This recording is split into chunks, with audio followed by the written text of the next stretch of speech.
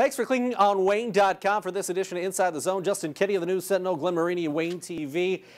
And Justin, we didn't have a really great slate of games last week. No, I mean, it was a lot putting it mildly. Yeah, a lot of haves versus have-nots, if you will, and the scores reflected that. I'll tell you, though, this week's schedule, second round of the postseason for most classes, pretty interesting games. It's a good one, yeah. Yeah, I mean, all across the board, I think this is kind of what we were looking forward to. And everybody talked about, well, should we seed it or not? You couldn't have got any closer last week if you would have seeded it in terms of so many blowouts and haves versus have-nots. So now we kind of weeded out a lot of teams. Now we get down to business. Well, let's start with the 6A Sectional 3 championship game. They're a week ahead of everybody, so they're playing for the sectional championship. Carroll versus Homestead. These two teams obviously very familiar with each other. What do you see going into this game that is different from when they played back in week 4, where, you know, same location, it's going to be at Homestead? It was a 31-24 Carroll victory.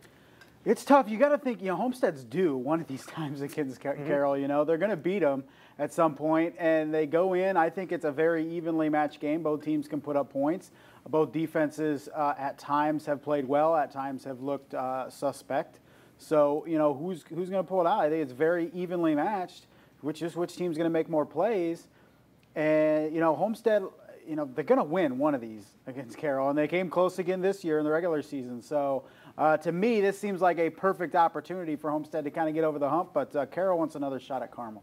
When you take a look at what Homestead's been able to do, in week 4, that's Drew Kazai, that's his 4th start as a varsity quarterback. Given now that he's got more starts under his belt, Austin Kreider has been more established as a top-level wide receiver for them. Do you feel like they've gained more in terms of experience at key positions than maybe Carroll has over the last 6 weeks? Yeah, I think that's a good point because they've run the gamut of the SEC. They've played the Dwangers and the Snyders and the Lures and the Carrolls, and especially for a quarterback like Drew Kazai is going to feel a lot more comfortable his second time around against Carroll as opposed to a week 4 game when they played when he was still kind of a newbie. So he's entrenched, feeling pretty good, had another great game last week, played very well. So, you know, it could be a battle of the quarterbacks and which team kind of can put up more points. On the flip side, I feel like Carroll's defense has really settled in. They're not just holding opponents, but they're making plays. They're scoring touchdowns. Jack Givens has had big plays in recent weeks. Blake Schumacher had a pick 6 last week.